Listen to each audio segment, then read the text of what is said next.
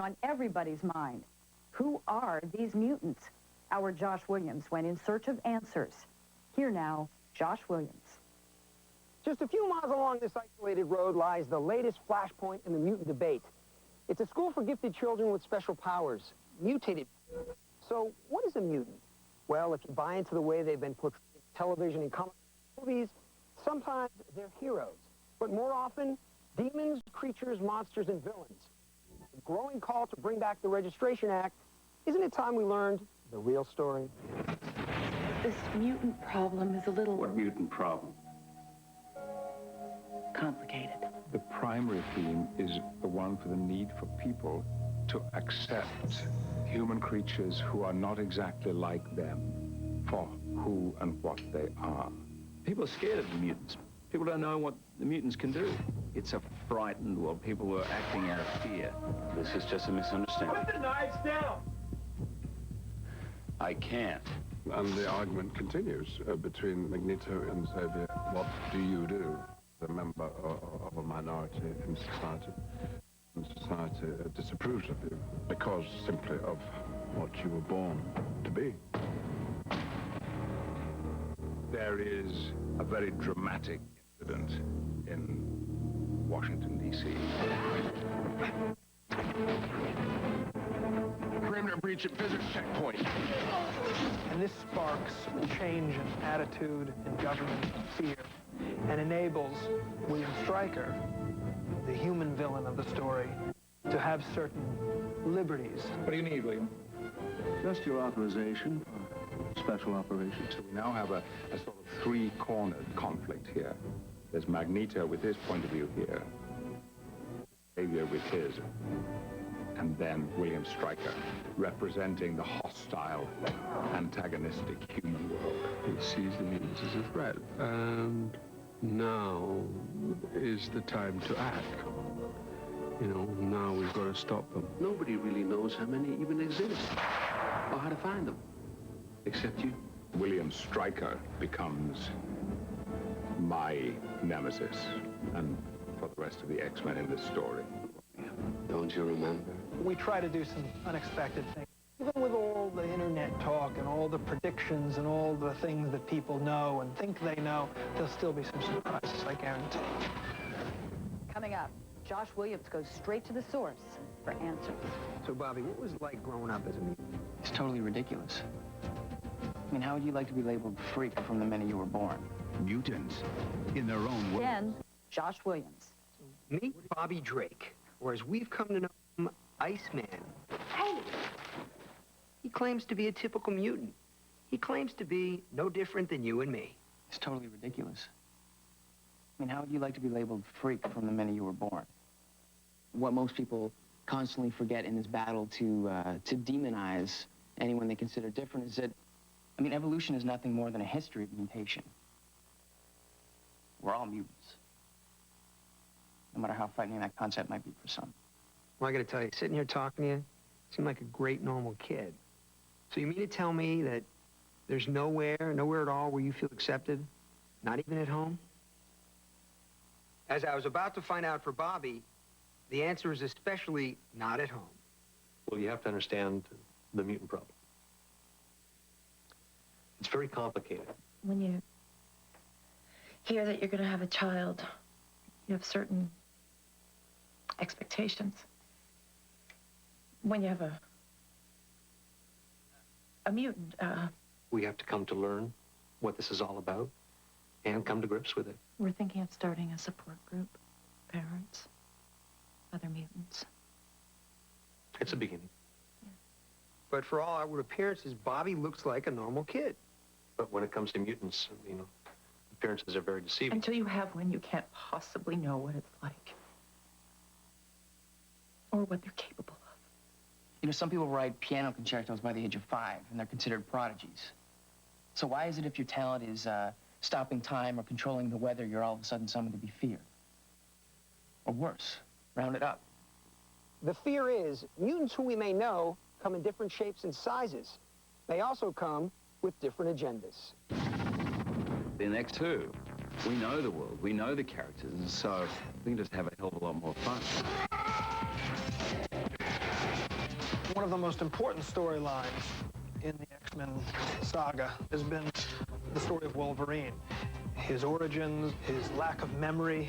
So he is in constant search for this past. I need you to read my mind again. Logan, sometimes the mind needs to discover things for itself. The clues are starting to come together. By the end of the movie, he gets a pretty darn good idea about what his past is all about. Whether or not he gets retribution for it, you'll have to go and see the movie to see. We felt that once we established the characters in the first one, that this time we could enhance the romance a little bit more. We have two romances going on. One is between Jean Grey, Cyclops, and Wolverine. And the first one for the character was that she sort of had this love triangle situation that she was involved in, and in the second one, we're taking that a step further. Girls flirt with the dangerous guy, Logan. You want to take him home. You married a good guy. I could be the good guy. Obviously, Jean has an attraction for Logan, which bothers me.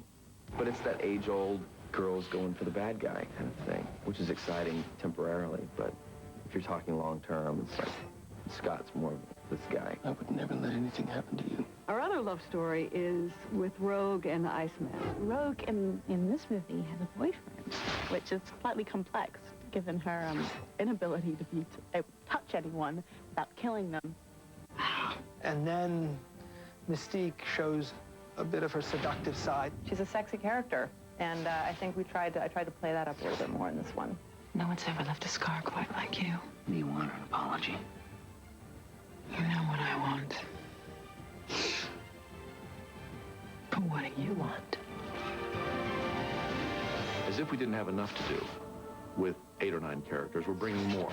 I play Nightcrawler, who is this blue mutant. Originally, he works in the Munich circus as an acrobat. The character that I play is called Yuriko Oyama / Deathstrike. In the film, I get to do a lot of fighting.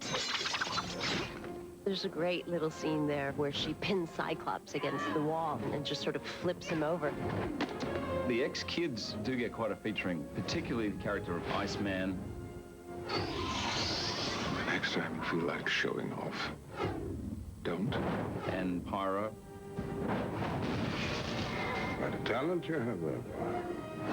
You do get to see quite a few of the other X-Kids as well, for the fans. Siren, Minardi, Colossus, and a number of the others. For me, choosing characters for an X-Men film is looking at their diversity and then how will they serve the story. And it enables us to see some cool stuff. So what are we to believe? Are mutants basically harmless, or are they up to no good? If that is indeed the case, if there truly is some great secret mutant plot, just who's behind it all? Who, in essence, is controlling the action?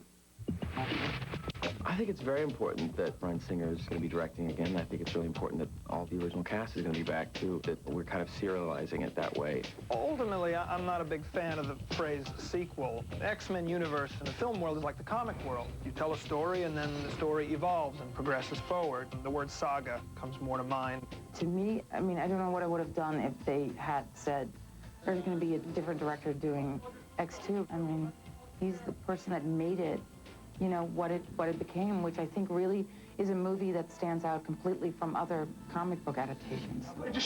Bryan went from not knowing anything about the comic book to really just becoming its biggest champion. Bryan established the first one. He brings to it the look, the intelligence, the approach in that he wanted to make this movie as realistic as possible. Bryan Singer has such great vision, and he's such a perfectionist. I mean, he really knows what he wants. He has an incredible eye.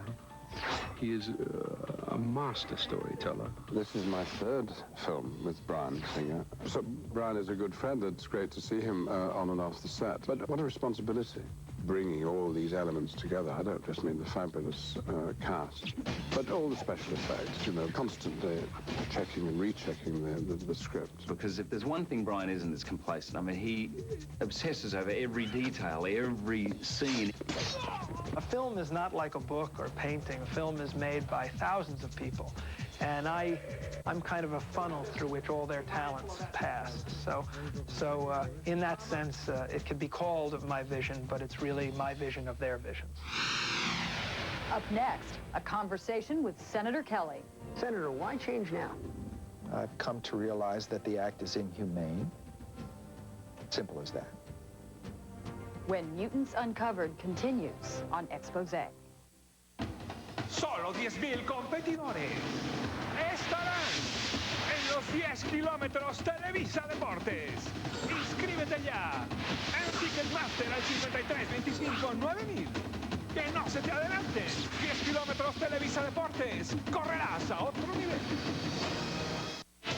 El Tri salta nuevamente a la cancha y ahora con toda la intención de saldar cuentas y cobrar venganza del pasado mundial.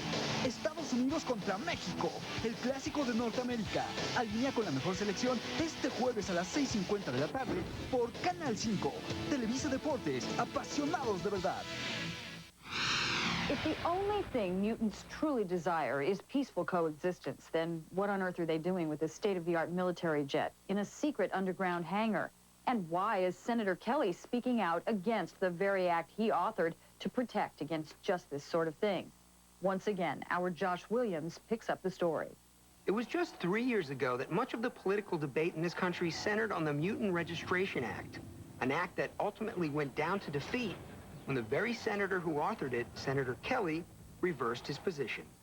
Senator, why change now? Well, I was misguided. I've come to realize that the act is inhumane. Simple as that. But your critics loudly suggest your change of heart was merely politically motivated, perhaps with eyes on a higher office. Oh, well, quite the opposite, actually. I think that politics should be removed from this equation. This is a human issue. I think we like to believe that we've come a long way in the last half-century, that we're much too civilized to repeat the atrocities of the past. But this act, which was born out of nothing more than fear and ignorance, would have taken us right back to the darkest chapters of our history. So you no longer view mutants as a threat to mankind? No. Now, what if I told you we've uncovered evidence, documents, even photographs of a secret mutant fighter jet hidden in an undisclosed underground hangar? I would say you were exaggerating or overreacting, or perhaps both. Now, Mr. Williams, let me ask you, what would we find if we began poking around your home? Maybe a few batteries, some gasoline for the lawnmower, a little fertilizer, perhaps? In all likelihood, yes. So you admit to stockpiling bomb-making material in your own home.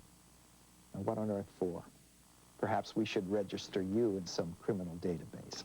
With all due respect, Senator, there is a huge difference between a bag of fertilizer and a state-of-the-art fighter jet. Now, aren't you the least bit curious how these mutants came upon a piece of advanced technological equipment such as this? This facility is a school. Sure is. The hell is that? A jet. What kind of jet? We don't know. But it comes up out of the basketball court. We're working on an X-Jet dogfight sequence where the X-Jet is chasing. Storm creates a storm of tornadoes and creates essentially a gauntlet for the F-16s to chase the X-Jet through. I think we have probably more twisters in the first 2 or 3 cuts of this chase sequence than they had in the entire movie Twister. I worked on how we were going to accomplish creating over 100 tornadoes for the dogfight sequence. Where we start is way back in animation. We get a file with a camera move along with tornadoes. These are the base for our system. So here, this doesn't look very much like a tornado, but after the rendering process, what we end up with is these nice volumetric, soft tornadoes that really feel like they have a lot of mass to them. And it was a particularly difficult shot. It has 9 tornadoes, and they're growing out of cloud decks. So this is the final composite of our image. In actuality, every time the camera is looking back into the X-jet, there was a green screen at the back. All we had was the cockpit section on a gimbal. So the entire rear end to the X-jet is extended digitally. Everybody okay back there? No. Well, I think people can look forward to more of just about everything they liked before, and then in a whole additional group of effects that are bigger, broader, more exciting. It really has raised the bar. The special effects are mind-blowing. The action is extraordinary. The stunt work that I was doing is involving a lot of wires and harnesses. It feels amazing because it's like you very rarely, as an actor, get to actually really physically feel the things that you're supposedly responding to. There's a moment where the kids are being trapped, and unbeknownst to them, Wolverine is up, let me tell you, quite high. So when I was doing that stunt, you know, I turned up, and as always, I asked my double to do it first. I just wanted to make sure it's possible and he's not going to kill himself. He landed safe, and I thought, what the hell? So I get up there, and of course, it's one thing to look up and watch someone do it. By the time you get up to the top there, you're like, whoa. Hugh, are you set, sir? Yeah. So what could I do? I jump off. We made it. Walked away from another one.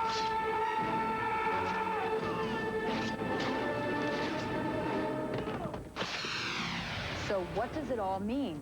Josh Williams puts it in perspective when we return. Mutants Uncovered continues. Here again, Josh Williams. Well, the threat sure seems real enough, and if according to Senator Kelly's wishes, mutants aren't forced to register, well, what's to stop them from hiding among us and eventually blending in until they disappear? In X2, we introduce Nightcrawler. Even though he looks quite odd, he's blue, and he's got a tail, and he's got funny clothes, and pointy ears, and pointy teeth, and yellow eyes. The worst thing about the makeup is getting up so early. My worst ever pickup time is 2:42 a.m. I'm never going to lose that call sheet. It's like 3 or 4 hours in makeup, depending how well I behave, and 10 hours when the day that I did my whole body. And then there's these tattoos that go on, first of all, that are sort of raised tattoos, which they have to transfer onto my face, and then they have to sort of syringe. It's like icing a birthday cake. The worse I behave, the longer it takes. So it's like this terrible, terrible conundrum. This is his tail harness and his tail, and there's a spring steel inside these things, so it's all based on the premise of gravity and movement. So rather than try and puppet it with springs and stuff like that, we let his own body movement manipulate the tail. And we have tails like this that have armature wires in them that we can just bend to whatever for like wrapping around a tree that he's hanging from. Hello. If you had to pick an actor to go through all this hell, Alan's a good guy to work with. Nightcrawler has the ability to teleport. And when he moves from one place to another, he bamps. The word bamp comes from the comic book.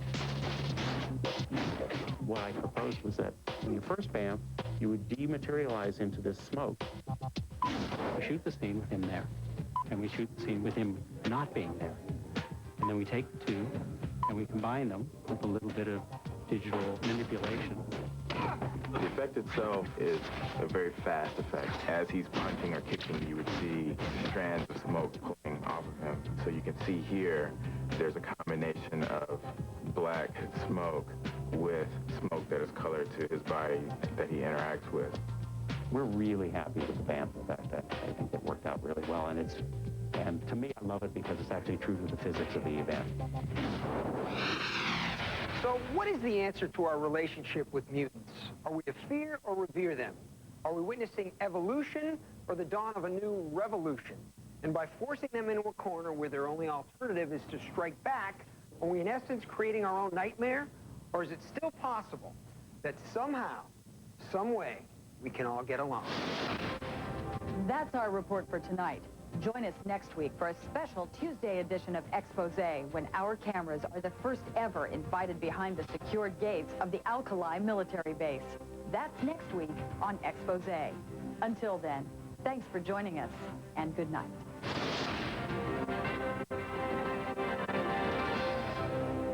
We're out. Thanks, everyone. Great job. We'll see you on Tuesday. Thanks, guys. I'm out of here.